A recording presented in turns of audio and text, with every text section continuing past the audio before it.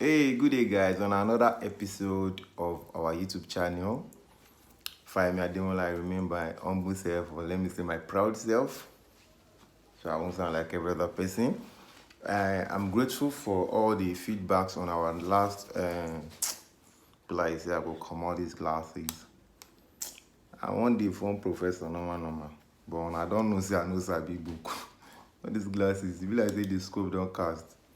I don't use hypobaf. Now not like me again. Don't see me finish.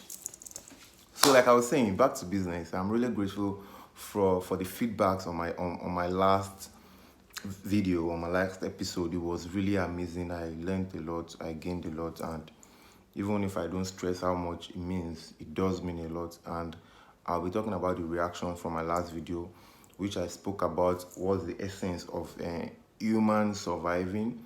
Just come to this life to live, yeah, and just die.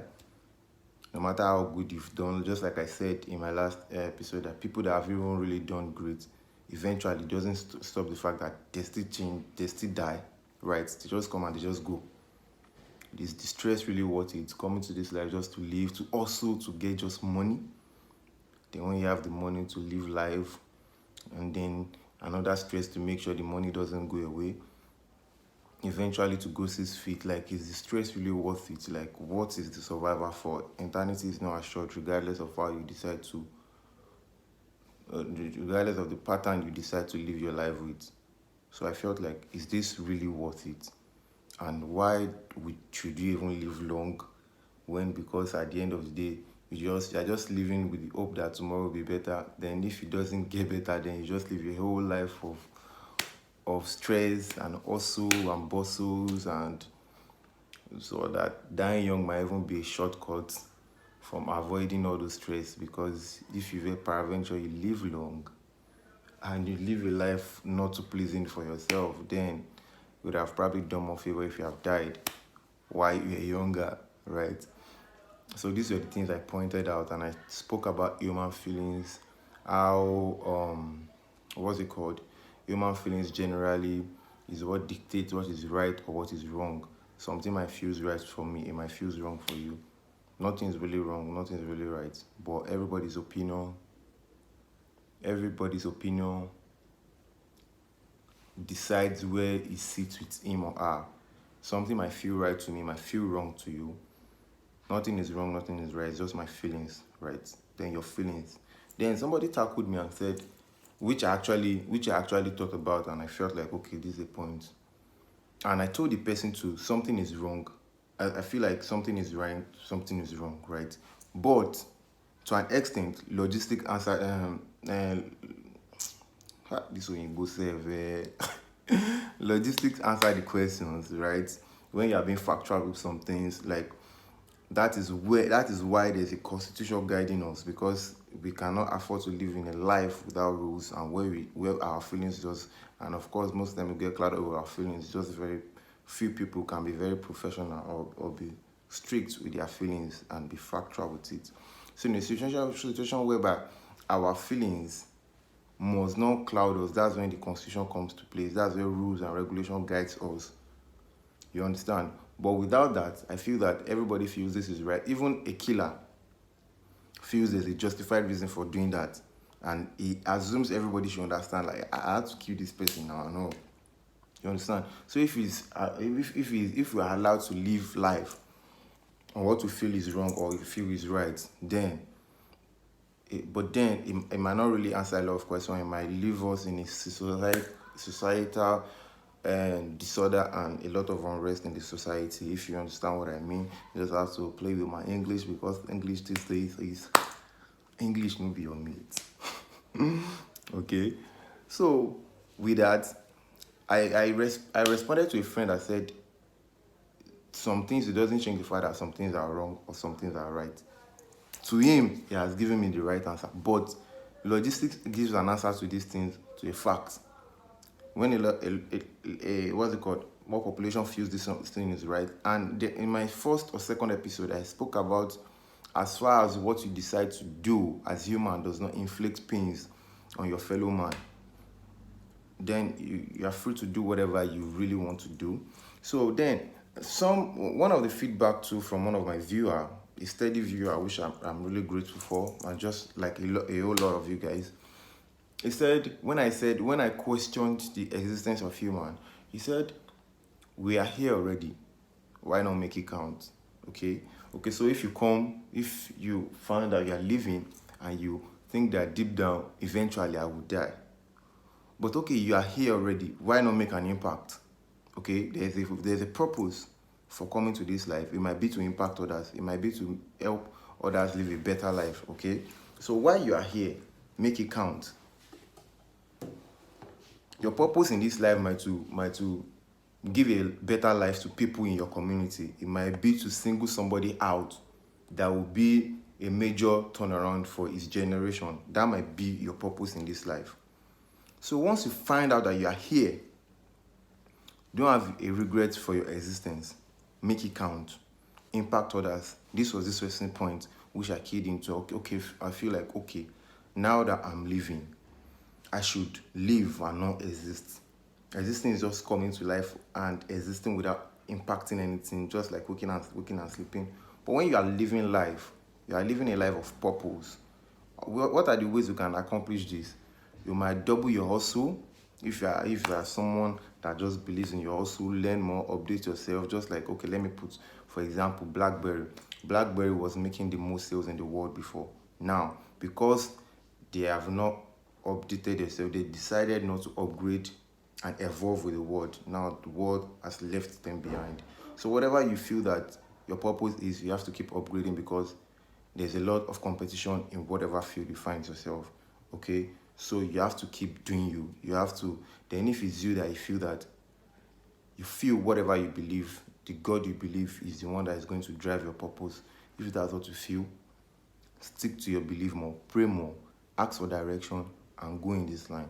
Okay, so I feel that we are living a life of a purpose. We are here for a purpose. At some point, I felt it was not worth it, but I was enlightened by some of my viewers, which I actually understand better more, that I'm here for a purpose. But then when we are coming, when we find ourselves living this life, now our purpose is to make the earth more bearable for others. But will this now guarantee a life without evil? No. Would it make life balance even when you are doing your own purpose and others are trying to do theirs? Would it say the life will be balanced? No. Why? Because there will always be evil in the land. There will always be agents of devil, which has been what has been wrong from the beginning. That is inevitable, if you understand what I mean. Sorry, give me a second. So there will always be an agent, and this is why we should do more. When some people are trying to hold things back, you are trying your best. It will never be balanced, okay? If you want to be realistic, it will never be balanced. So be that as it may, I think I've approached why I feel that our existence should not be questioned, and the stress of the time you are using to question your existence. Why not do a productive thing? Impact yourself. You might be the major turnaround in your family. You might be the breakthrough. You might be destined to bring a breakthrough for a family. So don't stress yourself questioning your existence. Okay, now because you feel that, what if I live a life without a lot of accomplishments? Okay, so what if God has given you a long life, plenty of years ahead, and you are supposed to go through a path, but you are living your life questioning that? Now you eventually, when you leave old, you feel like, I didn't know I was going to live this long. But then that doesn't answer your problems anymore. Okay, so even if your tomorrow is not assured, live your best if your tomorrow eventually gets assured, so you won't question or you won't live to regret that, why didn't I make those decisions? Let God cover the rest of making the decision of how long you live. But as far as you are breathing and you are in your same mind, make it count. And while you are making it count, you have to understand that success, achievement, deals with your mind. If your achievement, so what you see as success, is inclined with luxury, then know that you will never be happy. Because let me cite an example. I think I've cited a similar example in my past videos. Once what makes you happy majorly at luxury things and material things. Once something comes out, next year another iPhone will be out. Now your achievement has what's it called, slowed down. You feel that, oh, you should go for, so now you are never really happy because you have to start putting yourself on the toes of getting a better car now.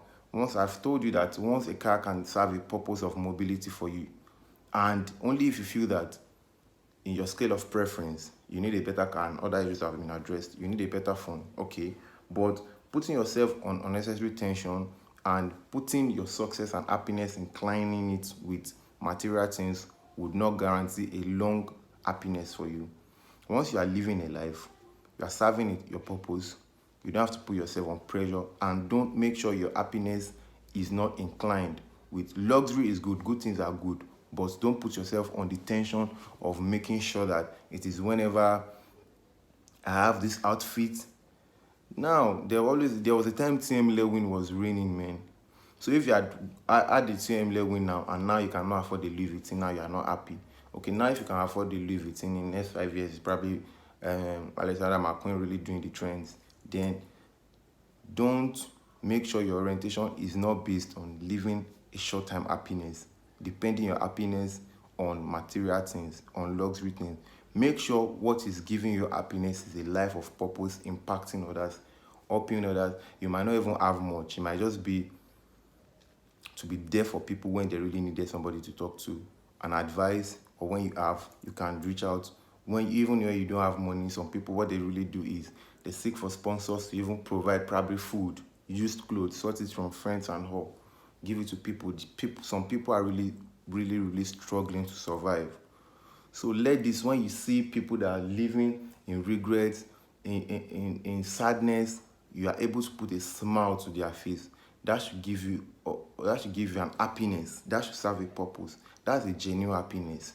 Not when you waste hundreds of thousands to feel relevant in trending things, and in a couple of months you feel that you are outdated. You still really need to, you are inclining your happiness. Why you can be serving a purpose. If God has blessed you, if you have hustled enough to live a life to catch up with every trend and impact others while you are doing that, then it's good. But make sure your happiness is not stuck on material things, because it will only grant a temporary happiness. Limousine now, or my Jeep does not really, it's not as relevant like it used to be. Now it's Rolls Royce. What knows what's going to be coming up next. So I'm trying not to go too far, even though I've gone too far already. But I hope you really understand me. And my advice for everyone, just like I'm trying to follow it, is don't stick your happiness on material things, or else you will never be happy for too long, or else or you put yourself on unnecessary tension. Then 2, we are here already. Let's make it count. While we are making it count, let's stick our happiness to some other things that we are the ones that can make ourselves happy. While we are making ourselves happy, putting smiles on people's face too should make life easy for you. Then thank you. That should be basically what I'll be talking about today. And a friend also suggested that I should make it more like a talk show, like have someone on the show with me, which I'll probably be doing on my next episode. That I'm starting to get boring. So then I accept that if you don't see all these things, I will not get better. I'm grateful for the feedbacks. I'm grateful for always coming through, even with my boring talks and everything. You still stick around. And I always respect feedbacks. I will always administer them. I will always speak on them on my next episode. I'm grateful. Fayemi Ademola, reporting live from, you know how we do it now. I don't know where I'm reporting live, but I'm alive to see I'm reporting live from my life.